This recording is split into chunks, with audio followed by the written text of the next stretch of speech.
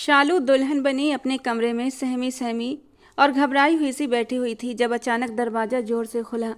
विवान गुस्से से भरा अंदर दाखिल हुआ। उसके गुस्से के कारण दिमाग की नसें तन गई थीं। उसने दरवाज़ा जोर से बंद किया, जिससे शालू घबरा गई थी। उसका दिल डर के मारे कांप उठा।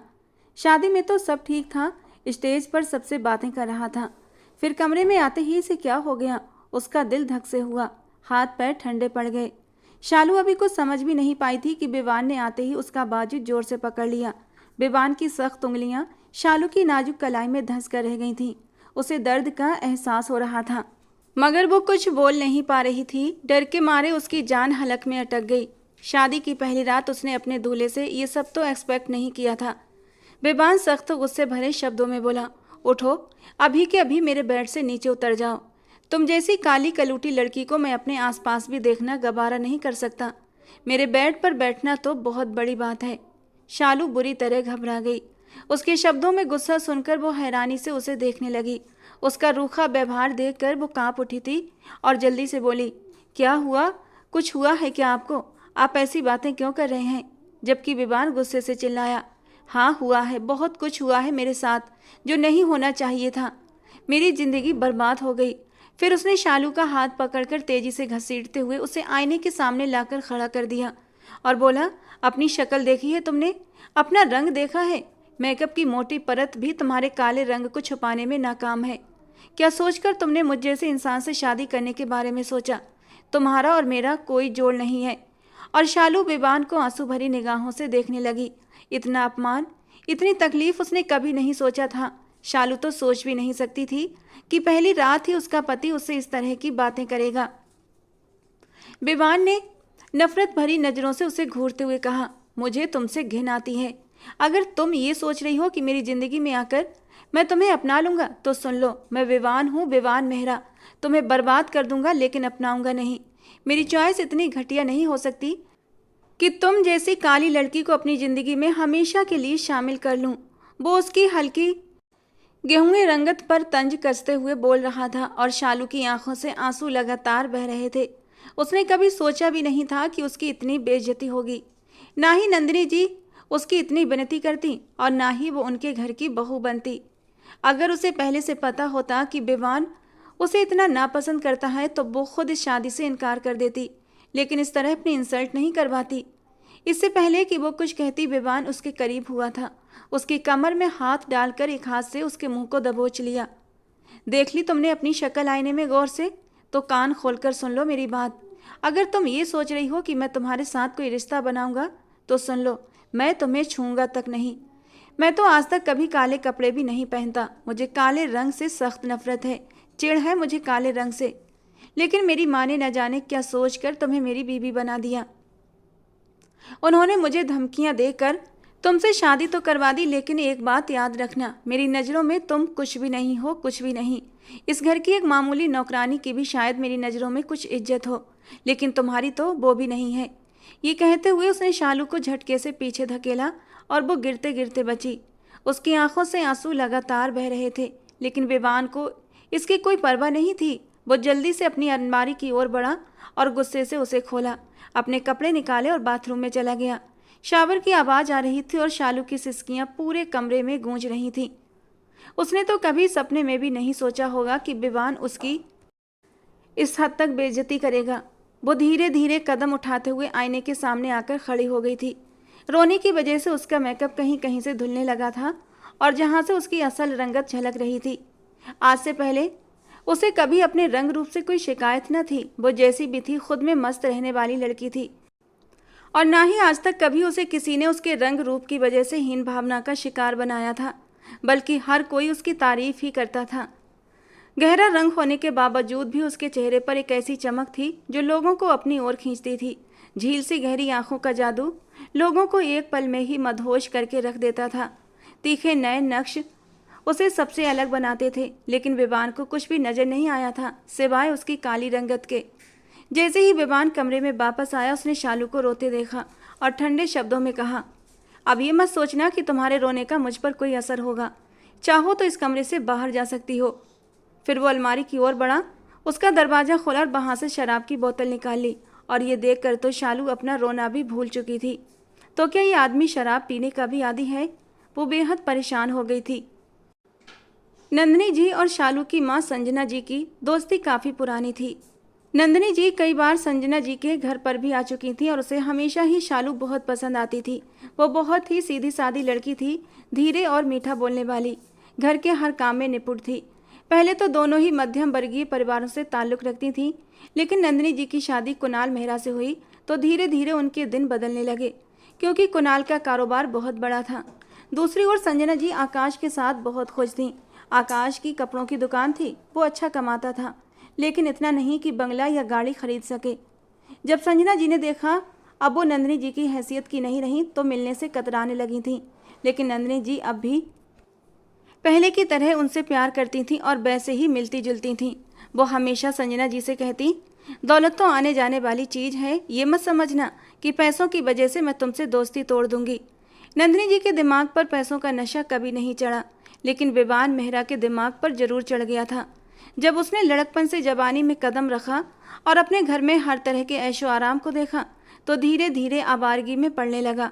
उसके दोस्त अच्छे नहीं थे, इसलिए बहुत जल्दी ही वो शराब और सिगरेट का आदी हो गया। जब भी नंदिनी जी अपने बेटे को उसकी गलत हरकतों पर डांटती तो कुणाल मेहरा उन्हें टोक देते, तुम कौन होती हो मेरे बेटे को डांटने वाली? मेरा सारा पैसा उसी का तो है। यही वजह थी कि विवान की नज़रों में उसकी माँ की अहमियत उसके पिता से कम थी, क्योंकि उसके पिता हर ख्वाहिश पूरी करते थे और उसकी माँ उसे बुराइयों से रोकती थीं। विवान हमेशा कहता, आप कौन होती हैं मुझे रोकने वाली, जब पापा ही मुझे कुछ नहीं कहते। और नंदिनी जी अफसोस से बेटे को देखती रह जाती, जो धीरे धीरे अपने आप को ख़त्म कर रहा था। खैर, वक्त यूं ही गुजरता गया। जब विवान ने अपने पिता का कारोबार संभाल लिया तो कुणाल मेहरा अब घर पर ही रहने लगे, लेकिन अब उनकी तबीयत ठीक नहीं रहती थी। अचानक ही उन्हें दिल का ऐसा दौरा पड़ा कि वे फिर उठ ना पाए। उस वक्त नंदिनी जी की हालत बेहद ख़राब हो गई थी। संजना जी ने ही नंदिनी जी की दिलजोई की थी। जिस बंगले में वो लोग रह रहे थे वो नंदिनी जी के नाम पर था। मरने से पहले कुणाल मेहरा अपनी सारी संपत्ति नंदिनी जी के नाम कर गए थे। शायद कहीं ना कहीं उन्हें एहसास हो चुका था कि उनके जाने के बाद विवान उनकी सारी संपत्ति अय्याशियों में उड़ा देगा और वो नंदिनी जी को बेसहारा नहीं करना चाहते थे। इसलिए मरने से पहले वो नंदिनी जी का ख्याल कर गए थे और सारी जायदाद उनके नाम कर दी। और जब ये बात विवान को पता चली तो वो सदमे में आ गया था। उधर नंदिनी जी भी कुणाल मेहरा के जाने से उदास रहने लगी, इसलिए अब वो चाहती थी कि विवान की शादी कर दें। विवान इन दिनों शराब के साथ साथ रंगीन महफिलों का भी आदी हो चुका था। कई आवारा किस्म की लड़कियों से उसकी दोस्ती थी। जब नंदिनी जी ने अपने बेटे के तौर तरीके देखे तो वो चिंता में पड़ गईं कि ये सारा पैसा ऐशो आराम में उड़ा देगा जो उसके पिता ने कड़ी मेहनत से कमाया था, और इसीलिए उन्होंने सोचा कि इसकी शादी कर देनी चाहिए ताकि ये अपनी इच्छाएं अपनी पत्नी के जरिए पूरी कर सके। जब भी शादी का ख्याल आता तो नंदिनी जी की आंखों में भोली भाली शालू का चेहरा बस जाता, और फिर इसीलिए उन्होंने शालू का रिश्ता संजना जी से आखिर मांग ही लिया। शालू ने विवान को कई बार देखा था, लेकिन उसकी आदतों से जानकार नहीं थी। संजना जी ने पहले इनकार कर दिया क्योंकि वे एक साधारण मध्यम वर्गीय परिवार से थीं और उनकी बेटी भी। लेकिन नंदिनी जी ने कहा, मेरे लिए क्लास का कोई फ़र्क नहीं पड़ता, मैं तुम्हारी बेटी को बहुत खुश रखूँगी। वे जानती थीं अगर विवान की शादी किसी अच्छी लड़की से हो जाए तो उसकी ज़िंदगी संवर सकती है। लेकिन जब विवान को ये बात पता चली कि उसकी माँ ने अपनी दोस्त की बेटी से उसकी शादी पक्की कर दी है तो वो गुस्से के मारे बेकाबू हो गया। उसने फ़ौरन ही शादी से इनकार कर दिया और बोला, आप कुछ भी कर लें, मैं ये शादी नहीं करूँगा। लेकिन नंदिनी जी ने उसकी एक न सुनी। उन्होंने सख्त शब्दों में कह दिया, अगर तुमने शालू से शादी न की तो एक बात याद रखना, तुम्हारे पिता की पूरी जायदाद मेरे नाम पर है। मैं तुम्हें एक पैसा भी नहीं दूंगी और घर से भी निकाल दूंगी। जाओ फिर नौकरी करो और जिन ऐशो आराम की आदत तुम्हें लग चुकी है उन्हें अपने पैसों से कमाओ और पूरा करो। विवान गुस्से से तिलमिला उठा और बोला, आप मेरे साथ अच्छा नहीं कर रही हैं। ये सारी जायदाद मेरे पिता ने कमाई है ताकि मेरी ज़िंदगी आसानी से गुजरे, और आपको मेरे लिए कोई काली कलूटी लड़की ही मिली थी। आप माँ हैं या डायन हैं जो अपने ही बेटे को खुश देखना नहीं चाहती। और ये सुनकर नंदिनी जी को बहुत गुस्सा आ गया और उन्होंने अचानक ही विवान के मुंह पर एक जोरदार थप्पड़ मार दिया। शर्म नहीं आती तुम्हें? वो लड़की बहुत अच्छी और नेक सूरत की मालिक है। अगर तुमने शादी से इनकार किया तो मैं तुम्हें घर से निकाल दूंगी। माँ का सख्त रवैया देखकर विवान को गुस्सा तो बहुत आया, लेकिन वो चुप रहा। वो जानता था इतने पैसों से वो कभी भी कमा नहीं सकता, क्योंकि ना तो उसका पढ़ाई में कोई अच्छा रिकॉर्ड था और ना ही उसे किसी के अंडर काम करने की आदत थी। वो तो बस हुक्म चलाना जानता था। काफ़ी खुदसर और जिद्दी नौजवान था और इसीलिए शादी से इनकार नहीं कर पाया। शादी तो उसने अपनी माँ की मर्जी के अनुसार कर ली थी, लेकिन जिस तरह उसने पहली ही रात शालू का दिल तोड़ा था, वो शालू ने कभी सोचा भी नहीं था। उसे तो इस बात का जरा भी अंदाजा नहीं था कि विवान उसे पसंद नहीं करता। उसे तो लगा था जैसी नंदिनी जी हैं उनका बेटा भी उतना ही अच्छा होगा, क्योंकि अक्सर वही अपनी माँ को संजना जी के घर छोड़ने आता था, लेकिन कभी अंदर नहीं आता था, क्योंकि उसे अपनी माँ की ये गरीब सहेली बिल्कुल भी पसंद नहीं थी। विवान को तो काले रंग से ही सख्त नफरत थी। उसने कभी भी काले रंग के कपड़े नहीं खरीदे थे। देखने में वो काफ़ी हैंडसम और दिलकश था और अपनी खूबसूरती पर उसे बड़ा गुमान भी था। इसी वजह से शालू का दिल तोड़ने में उसे एक पल की भी देरी नहीं लगी। जब शालू ने विवान को सामने सोफे पर बैठकर शराब पीते देखा तो वो चुपचाप अलमारी से अपना सादा सा सूट निकालकर वॉशरूम चली गई।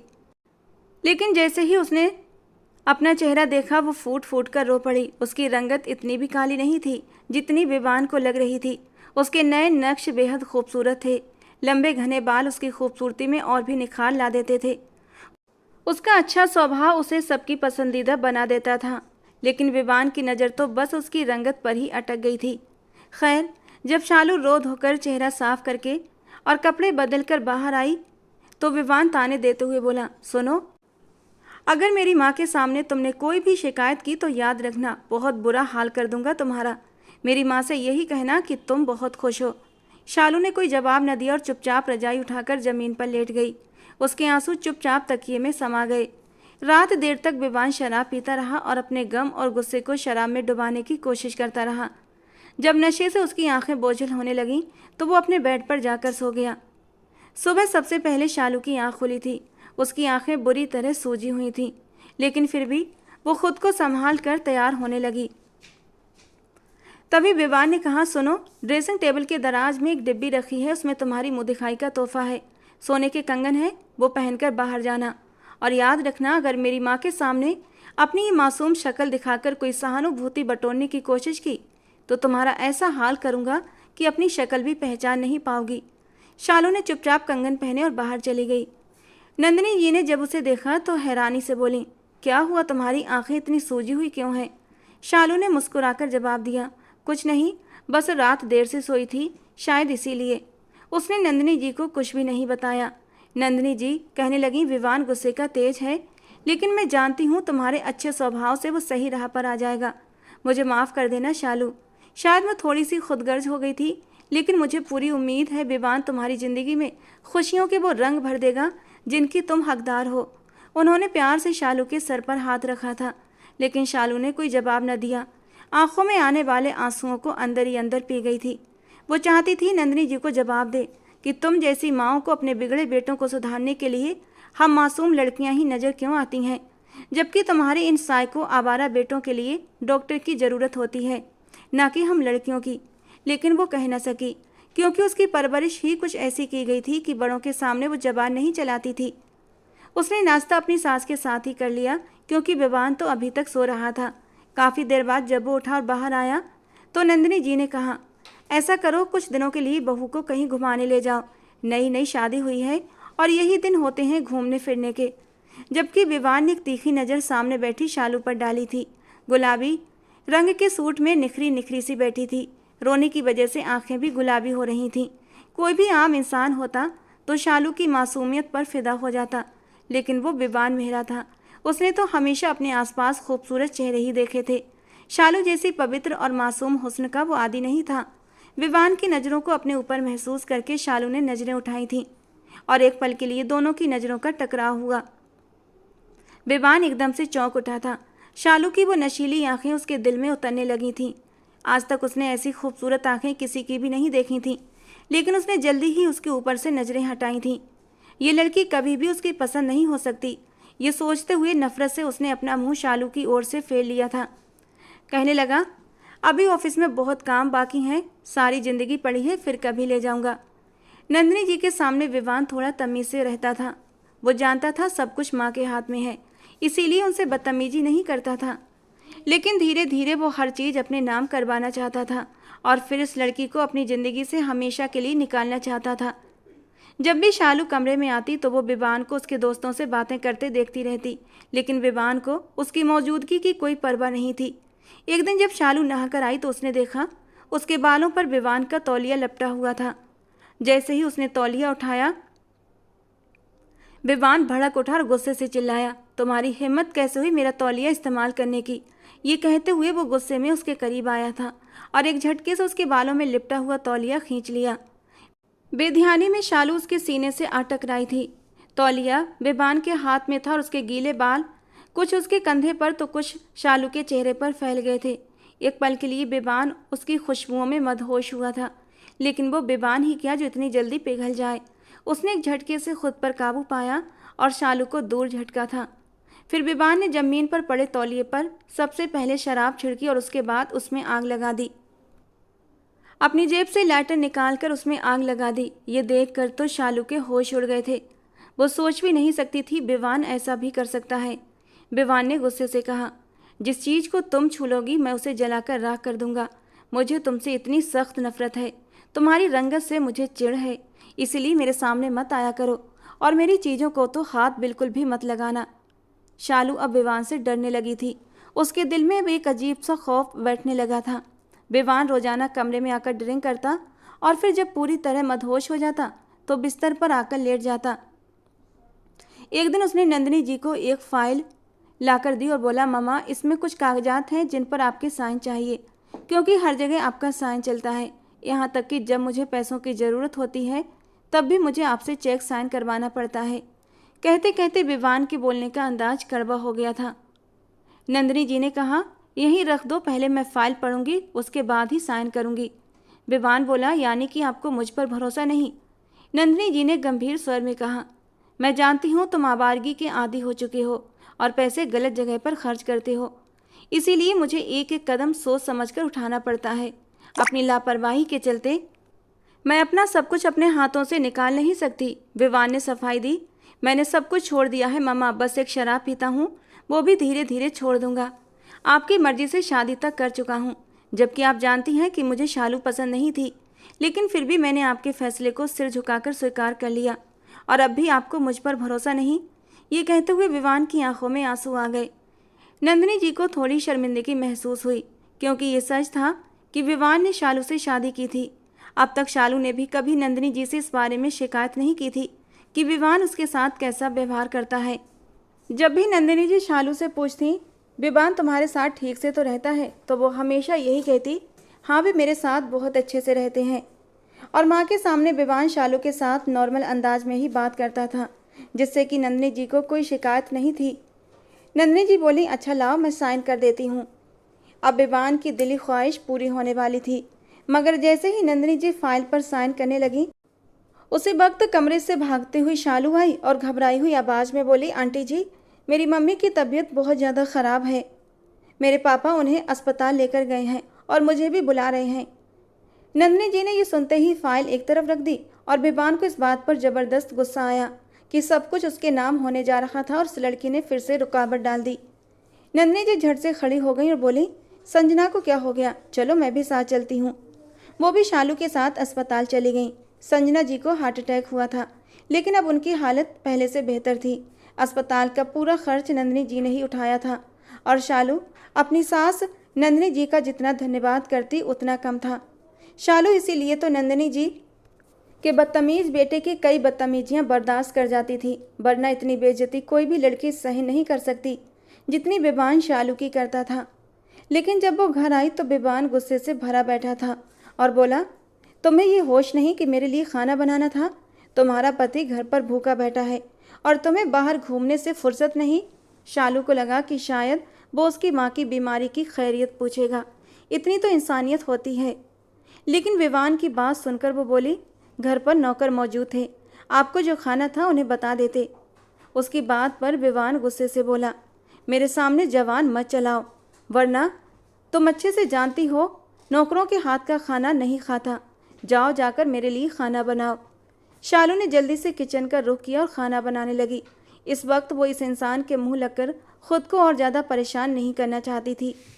असल तकलीफ तो विवान को ये थी कि शालू की वजह से फाइल साइन नहीं हुई थी। फाइल तो अब भी उसकी माँ के कमरे में पड़ी थी और वो चाहता था बिना कुछ कहे नंदिनी जी उस पर साइन कर दें। जैसे ही वो डाइनिंग टेबल पर आया उसने देखा नंदिनी जी पहले से ही गुस्से में वहीं बैठी थीं और सामने फाइल भी रखी हुई थी। विवान को देखते ही उन्होंने कहा, ये फाइल ले जाओ। विवान बोला, मम्मा आपने साइन कर दिए? नंदिनी जी ने सख्त अंदाज में कहा, नहीं किए। मुझे नहीं पता था तुम जायदाद के लिए मुझे ब्लैकमेल कर रहे थे। तुम्हें मुझसे प्यार नहीं है, बस इस बंगले और अपने बाप की जायदाद से प्यार है। तुम चाहते हो कि सब कुछ अपने कब्जे में कर लो और मैं तुम्हारे आगे हाथ फैलाऊं। विवान ने सफाई देते हुए कहा, ऐसी बात नहीं है। लेकिन नंदिनी जी ने उसकी एक न सुनी और बोली, जब तक मैं जिंदा हूँ सब कुछ मेरे ही पास रहेगा, मैं तुम्हें कुछ नहीं दूंगी। विवान को लगने लगा कि इस सब की जिम्मेदार सिर्फ और सिर्फ शालू है, वरना उसकी माँ कब की इस फाइल पर साइन कर चुकी होती। खैर विवान का हर काम शालू ही करती थी। उसे किसी भी चीज़ की आदत नहीं थी। हर छोटी बड़ी चीज़ के लिए वो शालू को आवाज़ लगाता, यहाँ तक कि सामने रखा बटुआ तक उसे दिखाई नहीं देता था।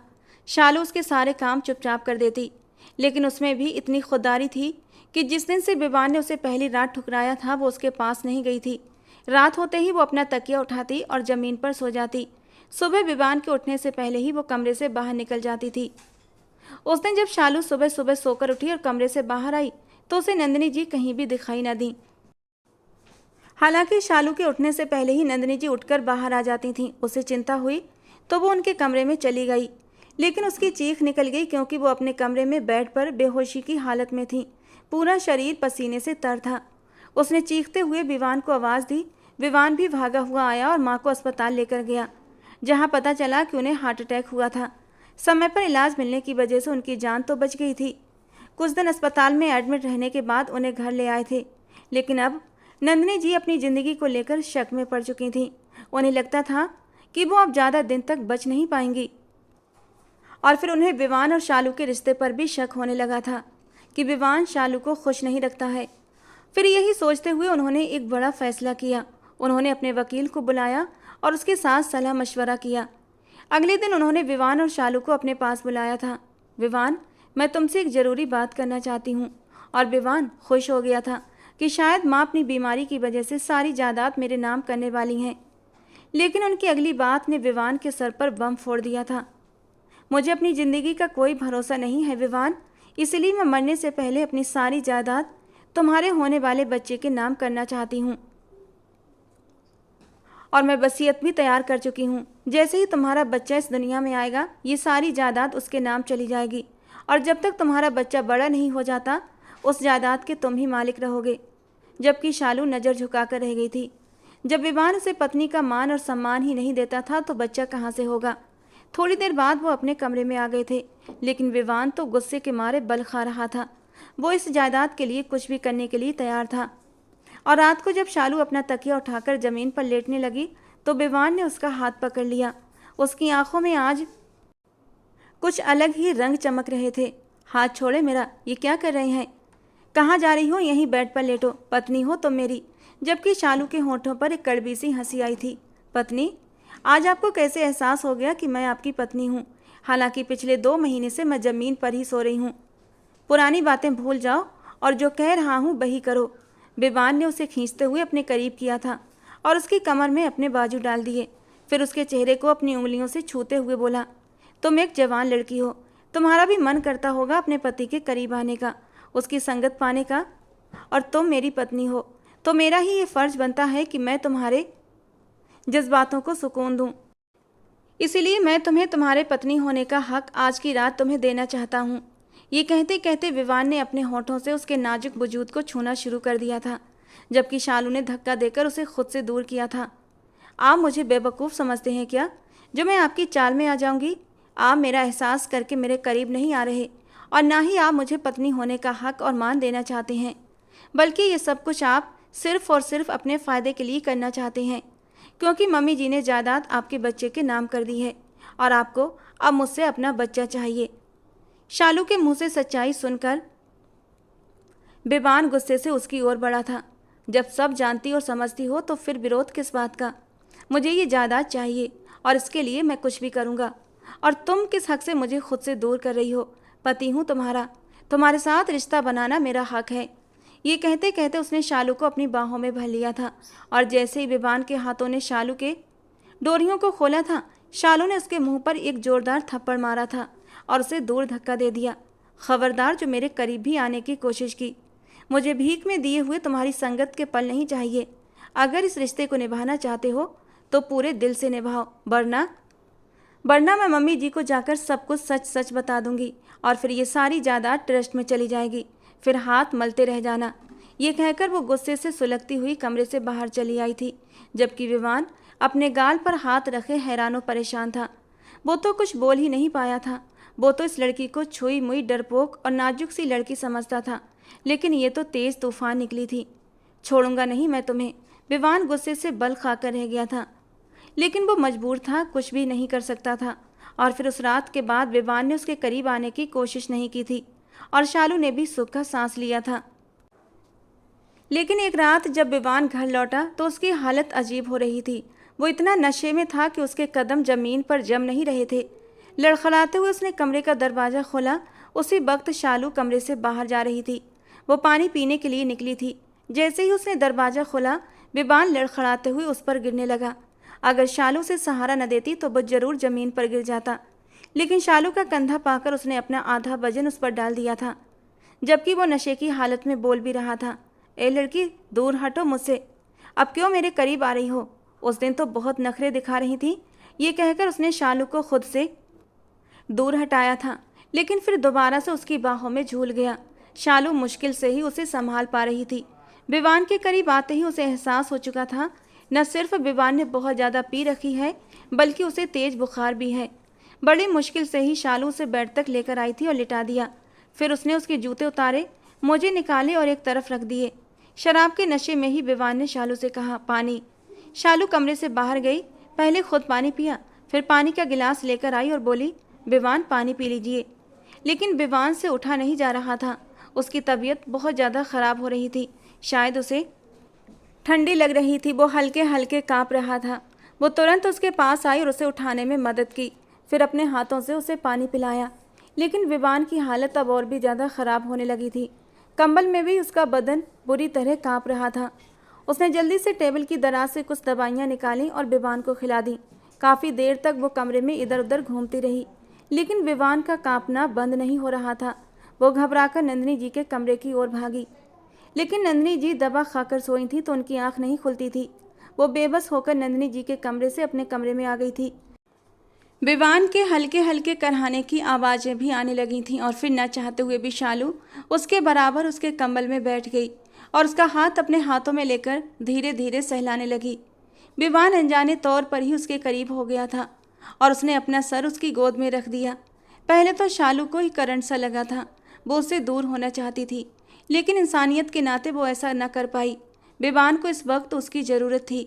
वो धीरे धीरे उसका सर सहलाने लगी। विवान के वजूद का कंपन वो अच्छी तरह महसूस कर रही थी। ठंड से कांपता विवान धीरे धीरे शालू के वजूद में समाने लगा था और खींचकर उसे अपनी बाहों में भर लिया। शालू ने सोचा था जब विवान की तबीयत थोड़ी सुधर जाएगी तो वो उठकर अपनी जगह चली जाएगी, लेकिन जब दो जवान दिल एक साथ मिले तो आग तो लगनी ही थी। बुखार की और बेहोशी की हालत में भी विवान के हाथ उसके वजूद पर शरारत करने लगे थे। शालू जो उसे दूर हटाना चाहती थी, लेकिन न जाने कौन सी शक्ति थी जो उसे विवान से दूर नहीं कर पा रही थी। वो उसके हाथों को अपने ऊपर से चाह कर भी हटा ना पाई। विवान उसके नाजुक छूने लगा। कुछ ही पल में शालू बुरी तरह मदहोश होने लगी थी और मचल कर विवान के बाजुओं में सिमट गई। धीरे धीरे विवान उस पर बादल की तरह छाने लगा था। चाह कर भी शालू उसे रोक नहीं पाई और उन दोनों के बीच पति पत्नी का एक पवित्र रिश्ता बन चुका था। जब नशे की हालत में ही उसकी आंख लगी और वह विवान के पहलू में ही लेटी सो गई थी और फिर शालू की आंख खुली तो उसने देखा विवान सो रहा था। उसे अभी भी बुखार था।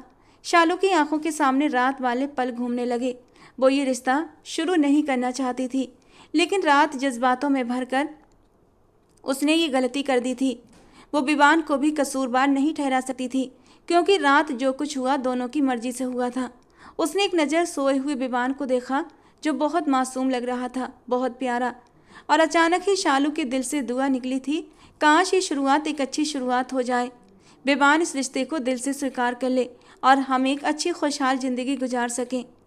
लेकिन उसे क्या पता था, अब उसकी ज़िंदगी में सिर्फ और सिर्फ तकलीफ़ें बची थीं। शालू उठकर बाहर आई, उसके लिए नाश्ता बनाया, फिर उसे जगाकर अपने हाथों से नाश्ता करवाया, उसे दवा दी और कुछ घंटों में ही विवान की तबीयत काफ़ी बेहतर हो गई थी। जब नंदिनी जी जागी और उन्हें पता चला विवान को बुखार है, तो उन्होंने तुरंत अपने फैमिली डॉक्टर को बुलाया। पिछले 2-3 दिनों से शालू ने विवान की बहुत सेवा की, लेकिन उसे ये एहसास नहीं हुआ कि शालू उसकी कितनी परवाह करती है। जैसे ही वो ठीक हुआ, फिर से अपने कामों में लग गया। शालू को लगा था कि शायद विवान को सब कुछ याद होगा, जो कुछ भी हुआ था। वो विवान के चेहरे पर, उसकी आंखों में कुछ तलाशने की कोशिश करती, लेकिन वहाँ वहीं ठंडे से भाव होते जो उसे अंदर तक जमा कर रख देते थे। विवान ने उससे एक बार भी बात न की थी, जबकि उसे तो लगा था वो उससे कोई शरारती, कोई रोमांटिक सी बात करेगा, लेकिन ऐसा कुछ भी नहीं हुआ था। विवान के दिमाग में तो कुछ भी नहीं था।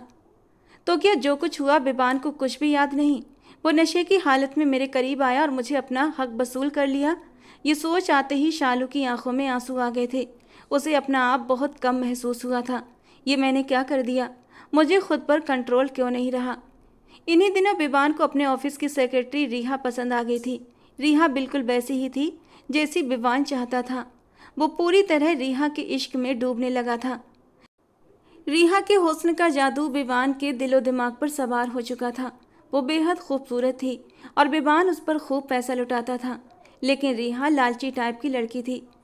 एक दिन उसने कहा, मैं आपसे शादी करना चाहती हूँ, प्लीज़ मुझे अपना लीजिए। अब तो हमारे आसपास के लोग हमारे रिश्ते पर सवाल उठाने लगे हैं। विवान ने जवाब दिया, बस जैसे ही जायदाद मेरे नाम हो जाएगी, मैं अपनी बीवी को छोड़ दूंगा और तुमसे शादी कर लूँगा। पैसे के लालच में रिहा विवान की बीवी बनने के ख्वाब देखने लगी। जब नंदिनी जी को अपने बेटे की करतूतों का पता चला, तो उन्होंने उसे डांटते हुए कहा, अगर तुम अपनी हरकतों से बाज नहीं आए तो मैं तुम्हें घर से निकाल दूंगी। विवान गुस्से में बोला, आपको मुझसे ज़्यादा उस लड़की की फिक्र है। वो आपको मेरे खिलाफ भड़काती रहती है और आप उसे कुछ नहीं कहती, बस मुझे ही धमकाती रहती हैं। अब घर में रोज़ रोज़ झगड़े बढ़ने लगे थे। नंदिनी जी अब तब तक जागती रहती जब तक विवान घर नहीं आ जाता था, लेकिन विवान को अब इस बात की कोई परवाह नहीं थी, क्योंकि उसने ऑफिस के सारे काम अपने हाथों में ले लिए थे। नंदिनी जी के पास अब ऑफिस के मामलों में कोई अधिकार नहीं बचा था। विवान चाहता था कि वो एक छोटा सा प्लॉट खरीदे और रिहा से शादी कर ले, लेकिन उसे ये भी पता था कि उसकी माँ उसे ये कभी भी करने नहीं देंगी। एक दिन जब विवान ऑफिस आया तो उसने देखा रिहा रो रही थी। ये देखकर उसकी जान पर बन आई। उसने घबराकर पूछा, क्या हुआ रिहा, तुम रो क्यों रही हो? रिहा ने आंसू पोंछते हुए कहा, अब मेरे लिए रिश्ते आने लगे हैं। अगर तुमने मुझसे शादी नहीं की तो मैं अपनी जान ले लूँगी, क्योंकि मैं किसी और की नहीं हो सकती। मैं तुमसे प्यार करती हूँ। विवान ने उसे दिलासा देते हुए कहा, तुम बेफिक्र हो जाओ रिहा, मैं बहुत जल्दी तुमसे शादी कर लूँगा, लेकिन अभी मेरे पास ज़्यादा कुछ नहीं है। पहले मैं अपना एक फ्लैट खरीदूँगा, फिर तुम्हें वहाँ रखूँगा। और ये सुनकर रिहा बहुत ज़्यादा खुश हो गई थी। अब तो विवान पूरी तरह उसकी मोहब्बत में डूब चुका था, लेकिन विवान को यह भी डर था कहीं रिहा की शादी किसी और से न हो जाए। इसी डर में उसने फिर से नंदिनी जी को धोखे में रखकर सारी जायदाद के कागजात पर साइन करवा लिए। अब कुछ ही दिनों में सब कुछ विवान के नाम हो चुका था और अब वो अपनी मनमर्जी का मालिक था।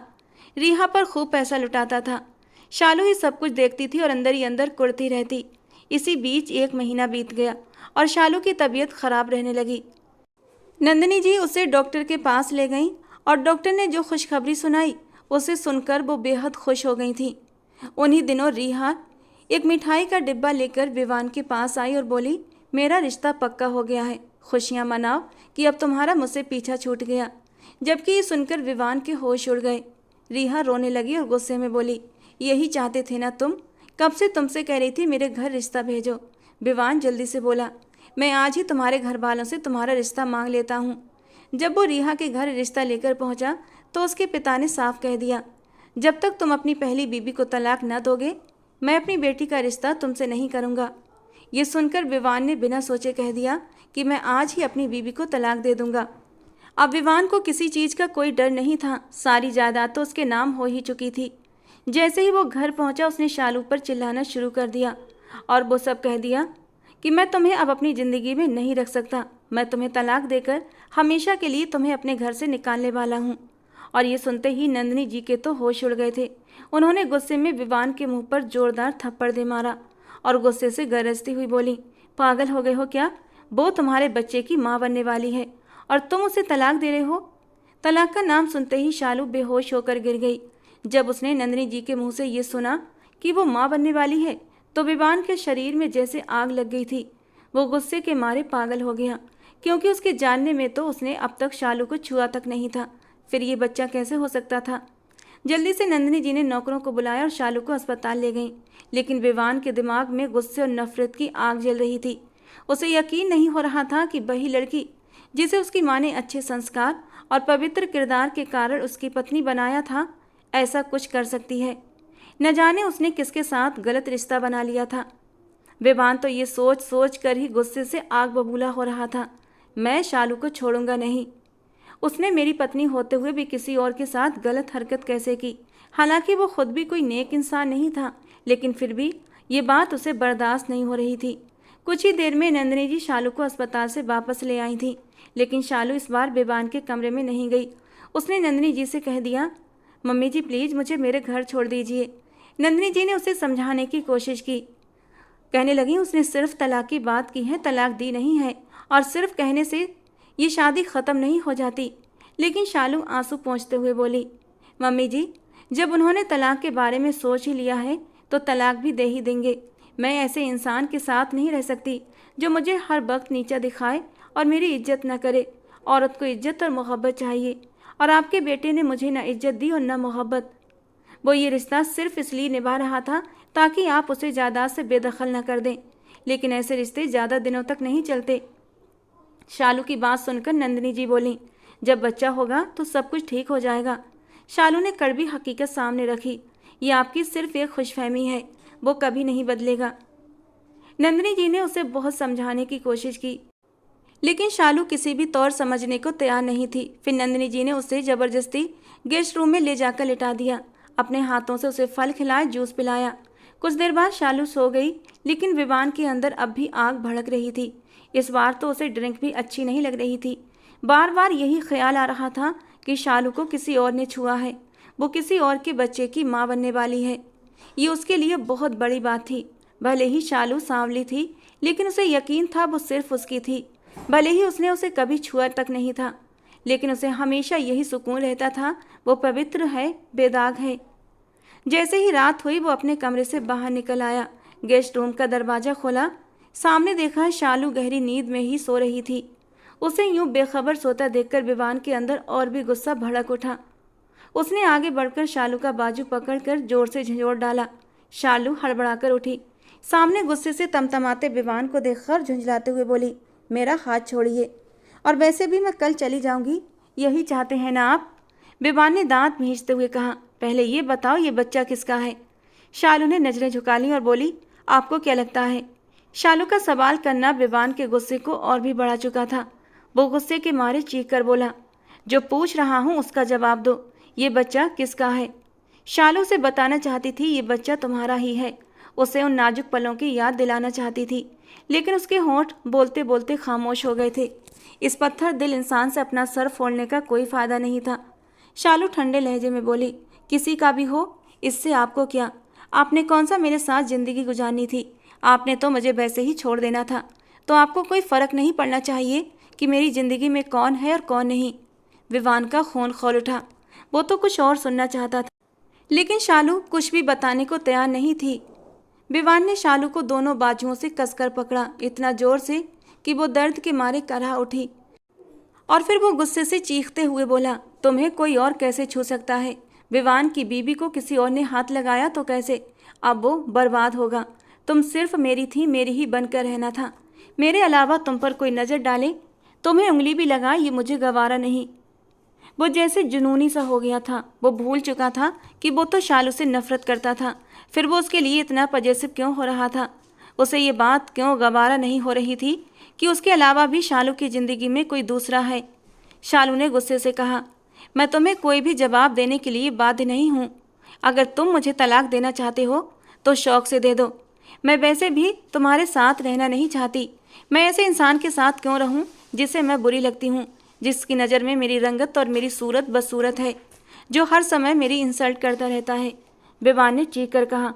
कहीं नहीं जाओगी तुम जब तक मेरे सवाल का जवाब नहीं दे देती, शालू ने तीखे लहजे में कहा। अगर मैं जवाब न दूं तो क्या करोगे? विवान गुर्राया। तुम्हें जान से मार डालूंगा। शालू ने हिम्मत करके कहा। तो मार डालो। और विवान उसे बेबस नज़रों से देख कर रह गया था। उसका बस नहीं चल रहा था कि अभी इसी वक्त इस लड़की का गला दबा दे, लेकिन न जाने कौन सी ताकत थी जो उसे शालू को तकलीफ देने से रोक रही थी। वो चाह कर भी शालू पर हाथ नहीं उठा पाया था। उसने बड़ी मुश्किल से अपना बाजू छुड़ाया और गुस्से से बोली, अब तुम खुद जाओगे या मैं जाऊं? विवान गुस्से में चिल्लाया। दफा हो जाओ यहाँ से, ये तुम्हारा घर नहीं है। पहली बार विवान की सांसें तेज हो रही थीं। शालू ने अपनी चप्पल पहनी, बाहर निकल आई। उसने अपना छोटा सा बैग उठाया, उसमें मायके से लाए हुए कुछ कपड़े रखे और फिर घर से बाहर चली गई। रात के वक्त उसने ड्राइवर से कहा, बस मुझे मायके छोड़ाओ, जबकि ड्राइवर उसे इस वक्त जाते हुए देखकर घबरा कर बोला, बड़ी मैडम से तो पूछ लीजिए। शालू कड़वे स्वर में बोली, अगर तुम नहीं ले जाओगे तो मैं खुद ही चली जाऊंगी। ड्राइवर मजबूर होकर उसे उसकी माँ के घर छोड़ आया। बेटी को देखकर उसकी माँ ने चिंता से पूछा, बेटा सब ठीक तो है? शालू ने जबरन मुस्कुराने की कोशिश की। आप बीमार हैं और मेरी भी तबीयत ठीक नहीं लग रही थी, इसलिए सोचा कुछ दिन आपके पास रह लूं। असल बात वो अपनी माँ से छुपा गई, क्योंकि उसकी माँ दिल की मरीज थी और वो उन्हें कोई सदमा देना नहीं चाहती थी। अगली सुबह विवान की आँख खुली तो वो गेस्ट रूम में ही सोया हुआ था। शालू के जाने के बाद वो अपना सर पकड़कर वहीं बैठ गया था और न जाने कब उसकी आँख लग गई थी। जब अपने कमरे में गया तो देखा शालू वहाँ नहीं थी। फिर नंदिनी जी ने उसे बताया कि शालू जा चुकी है। विवान गुस्से से बोला, चली जाए, लौटकर कभी मेरी जिंदगी में ना आए। नंदिनी जी ने तड़प कर कहा, अगर तुम्हें उसके साथ ऐसा ही सलूक करना था तो पहले बता देते। मैं शालू को कभी इस घर में बर्बाद होने के लिए लेकर नहीं आती। मैं तुम्हें इस घर से निकाल देती और अभी भी तुम जा सकते हो। विवान ने ठंडी हंसी हंसते हुए कहा, मैंने आपसे सारे कागजात साइन करवा लिए हैं। अब ये घर, ये जायदाद सब मेरे नाम है। आप मुझे इस घर से निकाल नहीं सकती। अब मैं अपनी मर्जी से जीऊँगा, रिहा से शादी करूँगा। ये सुनकर नंदिनी जी ने जैसे अपना दिल पकड़ लिया। वो वहीं बेहोश होकर गिर पड़ी। जब विवान ने अपनी माँ को बेहोश देखा तो घबराकर उन्हें अपनी गोद में उठाया और तुरंत अस्पताल लेकर भागा। ये सदमा नंदिनी जी बर्दाश्त नहीं कर पाई कि उनका बेटे विवान ने उन्हें धोखा दिया था। जब वो होश में आई तो विवान उन्हें घर ले आया था, लेकिन उन्होंने उससे बात करना बिल्कुल बंद कर दिया था। वो बस चुपचाप अपने कमरे में रहने लगी थीं। विवान को अपनी माँ की नाराज़गी खल रही थी, लेकिन उसे पता था वो सिर्फ और सिर्फ शालू की वजह से उससे नाराज़ हैं। अगर शालू उसकी ज़िंदगी में ना आई होती तो सब कुछ उसकी मर्जी के अनुसार हो रहा होता। विवान पहले ही रिहा से कह चुका था कि वो जल्दी ही उसके माता पिता से मिलेगा और शादी कर लेगा। एक दिन जब रिहा ने छुट्टी मांगी तो उसने उसे छुट्टी दे दी। वो वैसे भी आजकल रिहा पर कम ध्यान दे रहा था। आजकल उसका मन सिर्फ और सिर्फ शालू में ही अटका हुआ था। न चाहते हुए भी वो उसे अपने दिमाग से हटा नहीं पा रहा था। उसी दिन विवान की एक रेस्टोरेंट में मीटिंग थी। जब वो मीटिंग के बाद वापस लौट रहा था तो उसने रिहा को एक नौजवान युवक के साथ हंसते हुए खाना खाते और बातें करते देखा। रिहा के सामने बैठे लड़के ने रिहा से पूछा, और कितनी देर इंतजार करना पड़ेगा रिहा? रिहा मुस्कुराते हुए बोली, बस जल्दी ही रिश्ता लेकर आएगा। शादी के बाद उसकी सारी जायदाद अपने नाम करवा लूँगी, फिर या तो उसे अपने रास्ते से हमेशा के लिए हटा दूँगी या फिर उसे तलाक ले लूँगी। मुझे सिर्फ पैसे से मतलब है, प्यार तो मैं तुमसे करती हूँ। लड़का खुश हो गया। ये सब सुनकर न जाने क्यों विवान को बिल्कुल भी दुख नहीं हुआ। वो एक कड़वी मुस्कान के साथ वहाँ से हट गया। उसे फिर से शालू की याद आई थी, लेकिन फिर वही सवाल उसके दिमाग में घूमने लगा, वो बच्चा किसका था? और ये सोचकर वो और भी बेचैन हो गया। घर लौटकर अपने कमरे में आया तो देखा चादर बिखरी पड़ी थी। वो नौकरों से काम नहीं कराता था, कहता था कि उनके गंदे हाथों से चादर खराब हो जाएगी, इसीलिए शालू ही उसका सारा काम अपने हाथों से करती थी। खासकर उसके कपड़े पूरी सफाई से रखती थी। लेकिन जब से वो गई थी कमरा अस्त व्यस्त था। नंदिनी जी ने भी उस पर ध्यान देना बंद कर दिया था। आज विवान को बार बार शालू की याद आ रही थी। वो बिना शराब पिए घर लौटा।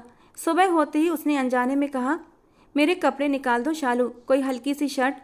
लेकिन फिर बोलते बोलते अचानक चुप हो गया था। विवान को याद आया कि वो तो है ही नहीं। जिससे वो कह रहा था, जिस पर हक जताकर बिना किसी झिझक के काम करवाता था, जिस पर हक जताकर उसे दिन रात बेइज्जत करता था। अब वो किसे आवाज़ दे रहा था। उसने खुद अपने कपड़े निकाले, लेकिन समझ नहीं आ रहा था कि कौन सी चीज़ कहाँ रखी है। उसे अब खीज होने लगी थी। गुस्से में चीख पड़ा, क्या मुसीबत है ये। थोड़ी देर खड़ा सोचता रहा कि क्या करे और क्या नहीं। फिर कुछ सोचकर शालू को फ़ोन लगाया, लेकिन उसने फ़ोन नहीं उठाया। उसने दोबारा कॉल किया, फिर भी कोई जवाब नहीं मिला। फिर उसने एक मैसेज किया, मेरी चीज़ें कहाँ रखी हैं, मुझे कुछ भी नहीं मिल रहा। शालू ने मैसेज पढ़कर बस टेक्स्ट में लिखकर ही सब कुछ बता दिया था कि कौन सी चीज़ कहाँ रखी है। अब विवान को अपनी हर चीज़ अपनी जगह पर मिल गई, लेकिन नहीं थी तो बस इस कमरे में उसकी पत्नी नहीं थी। पहली बार उसे शालू की शिद्दत से याद आई। वो तो कुछ करता ही नहीं था, बस चुपचाप खड़ा अपने हर काम अपनी पत्नी से करवाता था, जैसे वो उसकी कोई जागीर हो। कुछ ही दिनों में उसे एहसास हो गया था कि शालू उसकी ज़िंदगी में क्या अहमियत रखती थी। लेकिन फिर वही अहंकार और वही सवाल, वो क्यों नहीं बता रही थी उसके पेट में किसका बच्चा है। पहली बार ऐसा हुआ कि रात को शालू की याद इतनी शिद्दत से आई कि विवान जैसा कठोर इंसान भी बुरी तरह तड़प तड़प कर रो पड़ा था। उसे कुछ भी अच्छा नहीं लग रहा था। फिर ये सोचकर कि उसे शालू से प्यार हो गया है, वो खुद पर गुस्सा करने लगा। मैं कैसे उस लड़की से प्यार कर सकता हूँ, मेरा स्तर इतना गिर नहीं सकता। लेकिन फिर खुद को ही झुठलाता, नहीं वो बहुत अच्छी है, उससे तो कोई भी प्यार कर सकता है, वो तो वफादारी की मूरत है। अब तो उसकी पत्नी की सांवली रंगत भी उसे बुरी नहीं लग रही थी, बल्कि उसे सोचकर अच्छा लग रहा था। मैं जाऊंगा और शालू को वापस ले आऊंगा, पूछूंगा ये बच्चा किसका है। मेरा ना भी हुआ तब भी मैं उस बच्चे को अपना नाम दूंगा। मैं शालू को दिल से अपना लूंगा। मैं भी तो शालू के साथ बेवफाई कर रहा था, शालू के होते हुए किसी दूसरी लड़की को अपनी ज़िंदगी में लेकर आया था। अगर उससे कोई गलती हो भी गई है तो मैं उसे माफ़ कर दूंगा, उसे अपना लूंगा उसके बच्चे के साथ। इन्हीं ख्यालों के साथ वो शालू के घर पहुंच गया। उसकी माँ संजना जी ने विवान को ड्राइंग रूम में बिठाया, चाय वगैरह दी। फिर बोली, बेटा उसे कुछ दिन और यहीं रहने दो, उसकी तबीयत भी कुछ ठीक नहीं है। विवान बोला, मैं उसका बहुत ख्याल रखूंगा आंटी, उसे मेरे साथ भेज दीजिए। लेकिन शालू ने जाने से साफ इनकार कर दिया। उसने कह दिया, माँ मैं इनके साथ कहीं नहीं जाऊंगी, आप इनसे कह दें कि ये यहाँ से जा सकते हैं। शालू के ठंडे और सपाट लहजे को सुनकर विवान फिर से गुस्से में आ गया। मैं कुछ सुनना नहीं चाहता, जाओ जाकर तैयार हो जाओ, मैं तुम्हारा इंतजार कर रहा हूँ, मेरे साथ घर वापस चलो। शालू बोली, आपको सुनाई नहीं देता? तलाक की बात तो आप कर ही चुके हैं। जब मेरे बच्चे की पैदाइश हो जाए तब तलाक दे भी देना। और आप मेरे पास आए ही क्यों हैं?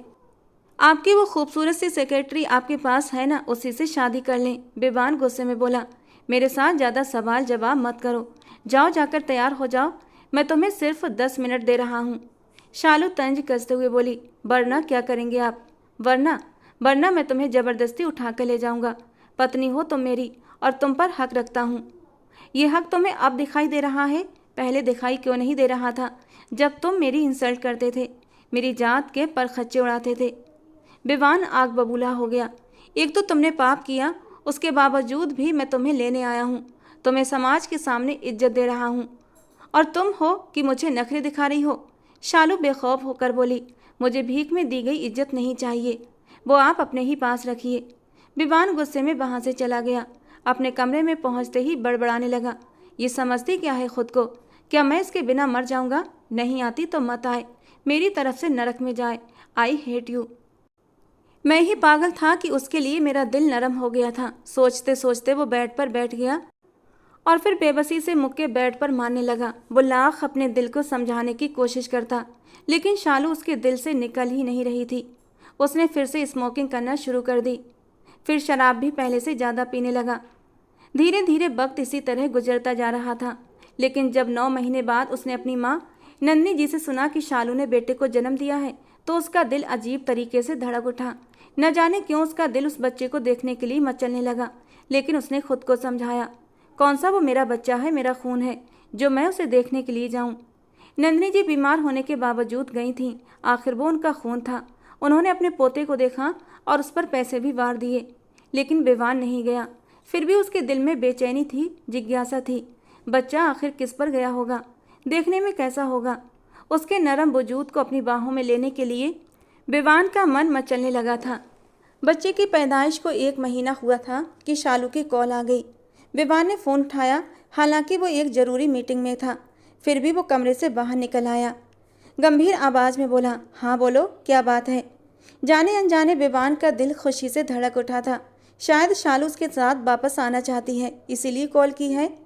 लेकिन शालू की अगली बात ने उसके अरमानों पर ओस फेर दी थी। शालू की आवाज़ आई, आप मुझे तलाक दे सकते हैं। और ये सब सुनते ही विवान का पारा चढ़ गया। शट अप, अपने दिमाग में ये ख्याल भी मत लाना कि मैं तुम्हें तलाक दूंगा, समझी, कहकर उसने फ़ोन काट दिया। लेकिन उसके बाद वो मीटिंग पर ठीक से ध्यान नहीं दे पा रहा था। लेकिन शायद इस बार शालू माफ़ करने का इरादा नहीं रखती थी। जब सच में तलाक का नोटिस उसके घर पहुंचा तो विवान ने गुस्से में आकर उसके कई टुकड़े कर दिए और फिर संजना जी के घर चला गया। उस वक्त शालू घर पर नहीं थी, वो नौकरी ढूंढने के लिए गई हुई थी। उसे पता था उसके माँ बाप इतने अमीर नहीं हैं कि उसके और उसके बच्चे के खर्च उठा सकें। जब विवान वहाँ पहुँचा तो संजना जी ने कहा, शालू घर पर नहीं है। कहने लगा, बच्चा कहाँ है। संजना जी ने कहा, तुम्हारा बच्चा सो रहा है। विवान अंदर आया और बच्चे को गोद में उठा लिया। और बच्चे को गोद में लेते ही उसके दिल में एक ठंडक सी उतर गई थी और अचानक ही उसने बच्चे के गालों को चूम लिया। यह एहसास कितना खूबसूरत था, वो जैसे हवाओं में उड़ रहा था। वो बेकाबू सा होकर अपने बच्चे के गालों को बार बार चूमने लगा, यहाँ तक कि बच्चा परेशान होकर रोने लगा और फिर उसे अपने सीने से लगाकर उसे चुप कराने लगा। उसकी आंखों में नमी उतरने लगी थी। न जाने कैसा एहसास था जो उसे अंदर ही अंदर गुदगुदाए जा रहा था। कुछ तो कनेक्शन है मेरा इस बच्चे के साथ, वरना इसे देखकर मेरा दिल यूं न तड़पता। वो बच्चे को लेकर जाने लगा कि तभी संजना जी ने उसे रोक लिया। कहाँ जा रहे हो, छोटा सा बच्चा है, अपनी माँ के बिना नहीं रह सकता। वो ठंडे लहजे में बोला, अगर माँ को मोहब्बत है तो मेरे घर के दरवाजे खुले हैं। कुछ सोचकर वो सीधे हॉस्पिटल गया और डीएनए टेस्ट करवाया, वो भी अर्जेंट। उसके बाद बच्चे को लेकर घर आ गया। कुछ ही देर बाद शालू का फ़ोन आ गया। विवान ने फ़ोन उठाया तो शालू गुस्से में बोली, ये क्या बदतमीजी है, मेरा बच्चा क्यों लिया आपने? आपको तो मेरे किरदार पर शक था ना, तो फिर बच्चे को क्यों ले गए? विवान ने ठंडे लहजे में कहा, घर आ सकती हो, मैंने तुम्हें मना नहीं किया है। शालू ने बिना झिझके जवाब दिया, नहीं आना मुझे, मैं सारी ज़िंदगी अपने किरदार की गवाही नहीं दे सकती। और अपनी जिद्दी बीवी की जिद देखकर उसके लबों पर हल्की सी मुस्कान आई थी। बहुत जिद्दी हो तुम, लेकिन मैं भी कम जिद्दी नहीं हूँ। रिपोर्ट आते ही विवान जान चुका था कि बच्चा उसी का है और ये सोचकर उसके दिल के सारे शक ख़त्म हो चुके थे। उसने अपने बेटे को अपनी बाहों में भर लिया था। ये मेरा बेटा है, मेरा खून, तभी तो मेरा दिल इसके लिए तड़पता था। इसे गोद में लेते ही मन में गुदगुदी सी होती थी। वो अपने बेटे को चूम रहा था, प्यार कर रहा था, जो बिल्कुल उसी की तरह दिखता था। शालू ने भी सोच लिया था कि वो नहीं जाएगी, वो देखेगी कि आखिर विवान बच्चे को कैसे संभालता है। एक ही दिन में उसकी चीखें निकल जाएंगी। लेकिन फिर उसकी ममता तड़पने लगी। वो सोचने लगी कि वो इंसान अब भी बेरहम और बेजान है। छोटा सा बच्चा था, जब उसने उसकी माँ का एहसास नहीं किया तो इस छोटे से बच्चे के साथ क्यों करेगा। रोते रोते शालू वापस आ गई। नंदिनी जी अपने कमरे में ही रहती थीं, विवान के इस कदम से बेखबर। विवान ने पहली बार अपने बेटे को फीडर पिलाया था, उसका डायपर भी चेंज किया था और फिर उसे सीने से लगाकर सुला भी चुका था और अब इंतजार में था कि शालू जरूर आएगी। उसकी नज़रें शालू के इंतजार में बाहर टिकी हुई थीं। शालू सीधे कमरे में आई थी। बेटे को सोते हुए पाया तो उसकी तरफ लपकने लगी, लेकिन बीच में वो पत्थर दिल इंसान खड़ा था। वो सख्त लहजे में बोला, पहले मुझसे बात करो। शालू तड़प कर बोली, मुझे अब तुमसे कोई बात नहीं करनी, मेरा बच्चा मुझे दे दो। वैसे भी तुम्हारे हिसाब से तो वो तुम्हारा बच्चा नहीं है। लेकिन विवान पहले ही अपने बेटे को बाहों में भर चुका था। शालू बुरी तरह घबरा गई। विवान बोला, मेरा ही है, मेरा खून है। शराब पीने की वजह से पता नहीं मैंने तुम्हारे साथ क्या कर दिया, तुम्हें मुझे बताना चाहिए था। शालू कड़वे लहजे में बोली, ताकि तुम खुद को भी आग लगा लेते, क्योंकि जो चीज़ मुझसे टच हो जाती थी उस चीज़ से तुम्हें नफरत हो जाती थी और मैं नहीं चाहती थी मेरी वजह से तुम खुद को नुकसान पहुंचाओ। विवान हौले से मुस्कुराया, इतनी फिक्र है मेरी तो यहीं रह जाओ ना, मैं तुम्हें कुछ नहीं कहूँगा। तुम्हारी जुदाई ने मुझे बदल दिया है। शालू ने आंसू पोंछे और तंज भरी आवाज़ में बोली, मुझे छोड़ दो विवान, मैं काली कलूटी हूँ, मेरे साथ रहकर तुम भी मैले हो जाओगे। लेकिन आज उसके ये आंसू विवान को झुलसा रहे थे। उसने आगे बढ़कर शालू को एक हाथ से अपने करीब कर लिया, एक हाथ में वो अब भी अपने बच्चे को थामे हुए था और फिर शालू के माथे पर नरमी से प्यार भरा किस दे दिया। और उसे अपने सीने से लगा लिया। फिर धीमे स्वर में बोला, मैं बेवकूफ़ था जो तुम्हें पहचान नहीं पाया। आज तुम्हें देखने का मेरा नज़रिया बदल चुका है। मेरी नज़रों से देखो तो तुमसे ज़्यादा हसीन मेरे लिए इस दुनिया में कोई दूसरी औरत नहीं है। मैं तुमसे प्यार करने लगा हूँ क्योंकि तुम मेरी पत्नी हो, सिर्फ मेरी हो, किसी और की नहीं हो सकती। शालू तड़प उठी। मैं काली हूँ, मेरा बच्चा भी काला है। विवान मुस्कुराया। खुशकिस्मत है हमारा बच्चा जो रंग अपनी माँ का चुराया और नए नक्श अपने पापा के। देखो ना कितना खुश है हम दोनों को एक साथ देखकर। मुझे अब काले रंग से मोहब्बत हो गई है। काला रंग अब मुझे खूबसूरत लगने लगा है। शालू बार बार खुद को उसकी पकड़ से छुड़ाने की कोशिश कर रही थी, लेकिन विवान की पकड़ और भी मजबूत हो चुकी थी। वो उसकी आंखों में देखने लगा। वहाँ उसे अपना ही चेहरा नजर आ रहा था। शालू जब पूरी तरह बेबस हो गई तो उसे की सीने से लगकर फूट फूट कर रोने लगी। उसकी आवाज़ रुंध गई थी। तुम बहुत बुरे हो, मुझे तुमसे नफरत है। विवान ने हल्की हंसी के साथ कहा, और मैं तुमसे मोहब्बत करता हूँ। शालू ने सिसकते हुए कहा, जब तुम्हें गुस्सा आएगा फिर तुम मुझे छोड़ दोगे? विवान ने कहा, नहीं छोड़ सकता। तुम मेरे अंदर बसने लगी हो, कैसे यकीन दिलाऊं तुम्हें? शालू ने भीगी आवाज में कहा, प्लीज तुम शराब पीना छोड़ दो। विवान मुस्कुराया, छोड़ दूंगा। शालू ने फिर कहा, वादा करो किसी गैर औरत के पास नहीं जाओगे। विवान ने उसकी आंखों में झांकते हुए कहा, तुम पास रहना, मैं कहीं नहीं जाऊंगा। और तुम भी वादा करो मुझे कभी छोड़कर नहीं जाओगी। तुम्हारे बिना तो मुझे खुद अपना आप अजनबी लगने लगता है।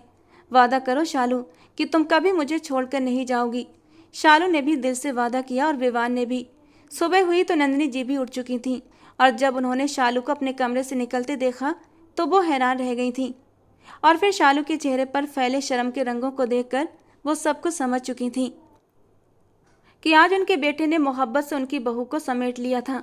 और शालू के चेहरे पर ये मोहब्बत के रंग थे जो निखर कर उसे और भी खूबसूरत बना रहे थे।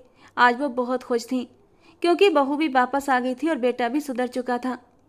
अगर पत्नी अच्छी हो तो पति अपनी बुरी आदतें भी छोड़ देता है। और रही बात रंग रूप की, तो ये कभी भी मायने नहीं रखता। रंग और रूप को अपनी ज़िंदगी में दीवार मत बनाओ, नहीं तो ज़िंदगी खुद ही बेरंग हो जाएगी। दोस्तों, आज की हमारी कहानी कैसी लगी कमेंट बॉक्स में ज़रूर बताना। पसंद आई हो तो प्लीज़ लाइक करना। रोज़ एक नई और रोमांटिक कहानी सुनने के लिए हमारे चैनल को सब्सक्राइब करना। मिलते हैं दोस्तों अगली कहानी में।